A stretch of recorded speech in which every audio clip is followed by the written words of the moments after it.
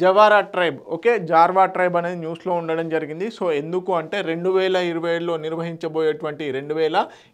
నిర్వహించబోయేటువంటి population సెన్సస్కి సంబంధించినటువంటి దాంట్లో ఈ జార్వా ట్రైబ్ని కూడా బేసిక్గా ఇంక్లూడ్ చేయాలి అని చెప్పేసి క్యాబినెట్ డిసైడ్ చేయడం జరిగింది. 2027లో నిర్వహించబోయేటువంటి జనగణనలో భాగంగా ఈ జార్వా ట్రైబ్ ఏదైతే ఉందో దీన్ని కూడా లెక్కించాలి అని చెప్పేసి చెప్పడం జరిగింది.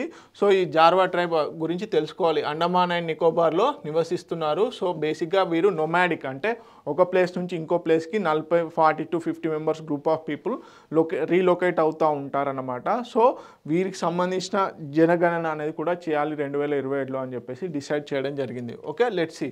బేసిక్గా Andaman Nicobar islands including the Jarawas. So మొత్తం అండమాన్ అండ్ నికోబార్లో ఉన్నటువంటి 6 ఇండిజినస్ ట్రైబ్స్ ఏవైతే ఉన్నాయో ఈ 6 ఇండిజినస్ ట్రైబ్స్ని 2027లో లెక్కించాలనుకుంటున్నారు. దాంట్లో జార్వా గ్రూప్ కూడా ఉండడం జరిగింది. అతి పురాతనమైన ఇండియన్ సబ్ కాంటినెంట్లో అతి పురాతనమైనటువంటి వేటగాళ్ళకు చెందినటువంటి జాతి ఏదైనా ఉందంటే అది జార్వా ట్రైబ్ అన్నమాట. Okay, world's oldest surviving hunter gather tribes అన్నమాట. ఓకే, వీరు బేసిక్గా వీరి యొక్క ప్రధాన వృత్తి hunting. So middle and south Andaman ఐలాండ్స్లో వీరి యొక్క లొకేషన్స్ అనేవి ఉండడం జరిగింది. సో వీరు ప్రధానంగా ఫారెస్ట్గా అండ్ మెరైన్ ఎకోసిస్టమ్ మీద ప్రధానంగా ఆధారపడి ఉండడం జరుగుతుంది.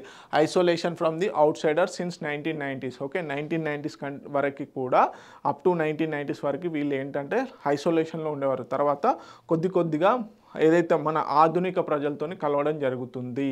ఓకే, సో అదేవిధంగా పిఎం జన్మన్ ఏదైతే ఉందో దీంట్లో భాగంగా పర్టికులర్లీ వల్నరబుల్ ట్రైబల్ గ్రూప్స్ ఏవైతే ఉన్నాయో వాటికి ప్రభుత్వానికి సంబంధించిన వేరియస్ స్కీమ్స్ని ప్రాపర్గా అందించాలని చెప్పేసి అనుకున్నారు కదా. అప్పుడు ఆ పిఎం జాన్మన్ ప్రకారం 191 ఇండివిజువల్స్ ఉన్నట్టుగా అండమాన్ అండ్ నికోబార్ ఐలాండ్స్లో ఉన్నట్టుగా గుర్తించడం జరిగింది. సో వీరికి సంబంధించి ఇప్పుడు అఫీషియల్గా పాపులేషన్ సెన్సస్లో కూడా యాడ్ చేయబోతున్నారు వీటిని. ఓకే, సో తెలుగు మీడియం అభ్యర్థులు ఎవరైతే ఉన్నారో ప్లీజ్ నోట్ ఇట్ డౌన్.